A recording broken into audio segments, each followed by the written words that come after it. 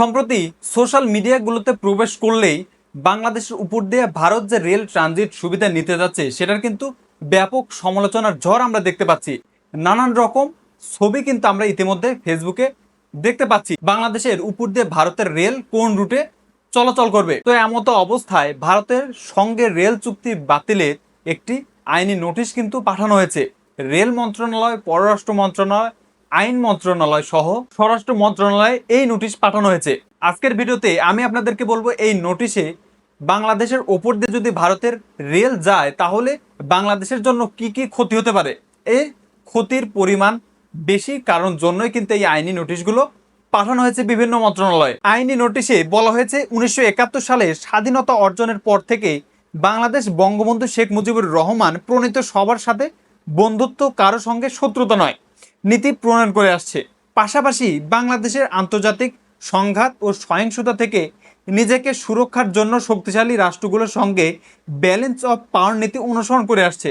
কিন্তু 2024 জুন মাসে বাংলাদেশ সরকারের সঙ্গে ভারতীয় কেন্দ্রীয় সরকারের রেল ট্রানজিট সংক্রান্ত সমঝোতা চুক্তি স্বাক্ষরের মাধ্যমে বাংলাদেশের ব্যালেন্স অফ পাওয়ার নীতি হুমকির মুখে পড়েছে।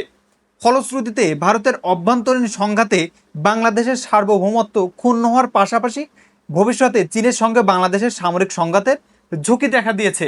নোটিশে বলা হয়েছে বিশ্বের বিভিন্ন বন্ধুত্বপূর্ণ রাষ্ট্রের ভিতরে রেল যোগাযোগ নতুন কিছু নয়, কিন্তু ভারতের উত্তর পূর্বাঞ্চলীয় রাজ্যগুলোর সঙ্গে বাংলাদেশের যে রেল ট্রানজিট সেটা মোটেও স্বাভাবিক নয়।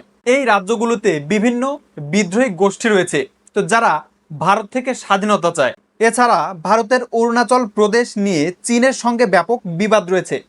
অরুণাচল প্রদেশ নিয়ে ভারত ও চীনের নিয়মিত সংঘাত লেগেই থাকে এবং ইতোপূর্বে ভারত ও চীনের যুদ্ধ হয়েছে। এসব কারণেই ভারতের মূল ভূখণ্ড থেকে উত্তর পূর্বাঞ্চলীয় রাজ্যগুলোকে দ্রুত সামরিক সরঞ্জাম পাঠানোর জন্য বাংলাদেশের রেল ট্রানজিট প্রয়োজন। এছাড়া বর্তমানে ভারতের মূল ভূখণ্ড থেকে উত্তর পূর্বাঞ্চলীয় রাজ্যগুলোতে সড়ক ও রেল যোগাযোগ আছে, যা শিলিগুড়ি করিডোর, যা চিকেন নেক নামেও পরিচিত।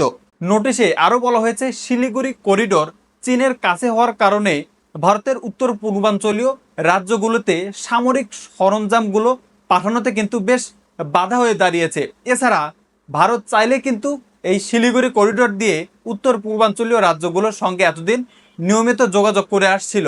এছাড়া বিভিন্ন খাদ্যদ্রব্য কিন্তু সেই সকল রাজ্যে পৌঁছে যেত, কিন্তু শিলিগুড়ি করিডোর দিয়ে ভারতের যে সামরিক সরঞ্জাম সেগুলো উত্তর পূর্বাঞ্চলীয় প্রদেশে পাঠানো হবে সেগুলো নিরাপদ মনে করছে না। তো যার জন্যই বাংলাদেশের উপর দিয়ে রেল ট্রানজিট সুবিধা ভারত নিতে যাচ্ছে। এর ফলে বাংলাদেশের সার্বভৌমত্বের উপর ব্যাপক ঝুঁকি তৈরি হতে পারে। এর কারণ হলো ভবিষ্যতে চীন ও ভারতের মধ্যে বড় ধরনের যুদ্ধ শুরু হলে চীনের সামরিক বাহিনী ভারতের সামরিক সরঞ্জামের যোগান বাধাগ্রস্ত করার জন্য বাংলাদেশের ভূখণ্ডে ভারতীয় রেলের উপর মিসাইল হামলা চালাতে পারে। যুদ্ধে প্রতিপক্ষের সামরিক সরঞ্জামের যোগানে হামলা একটি পুরানো রীতি। বর্তমানে চীনের কাছে ব্যাপক পরিমাণে ইন্টারকন্টিনেন্টাল মিসাইল রয়েছে, যার মাধ্যমে বাংলাদেশের ভূখণ্ডে তারা অনায়াসে হামলা চালাতে পারে। এছাড়া বাংলাদেশের কাছে কোনো অ্যান্টি ব্যালিস্টিক মিসাইল যেমন S-400 প্যাট্রিয়ট মিসাইল সিস্টেম নেই। ফলশ্রুতিতে বাংলাদেশ কোনো বিদেশি রাষ্ট্রের মিসাইল হামলা ঠেকাতে পারবে না। নোটিশে আরও বলা হয়েছে ভারতের শিলিগুড়ি করিডোর দিয়ে ভারতের মূল ভূখণ্ডের সঙ্গে ভারতীয় উত্তর পূর্বাঞ্চলীয় 7টি রাজ্যের রেলপথ ও সড়ক যোগাযোগ ব্যবস্থা রয়েছে।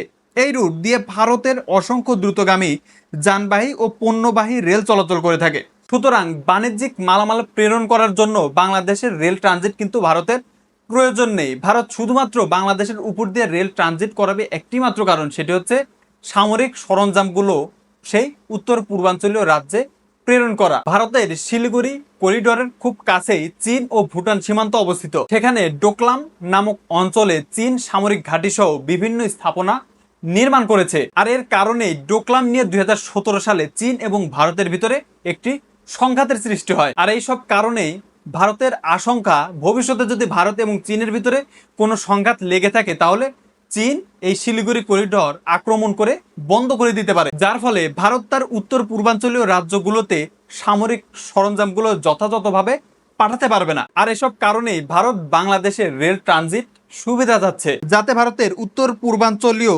রাজ্যগুলোর বিদ্রোহ দমনে এবং অরুণাচল প্রদেশে চীনের সঙ্গে সংঘাত মোকাবেলায় সহজে সামরিক সরঞ্জাম পাঠানো যায়। তাই ভারতের উত্তর পূর্বাঞ্চলীয় রাজ্যগুলোর সঙ্গে সংযোগকারী বাংলাদেশের এই রেল ট্রানজিট সমঝোতা চুক্তির সম্পূর্ণ সামরিক। এই চুক্তি বাস্তবায়ন হলে ভবিষ্যতে ভারত ও চীন যুদ্ধে জড়ালে চীনের সামরিক বাহিনী ভারতের সামরিক সরঞ্জামের যোগানে বাধাগ্রস্ত করার জন্য বাংলাদেশের ভূখণ্ডেও হামলা চালাতে পারে। এর ফলে ভবিষ্যতে চীন ও ভারতের যুদ্ধে বাংলাদেশের সার্বভৌমত্ব লঙ্ঘন হবে এবং অগণিত নাগরিকদের জীবন দিতে হবে।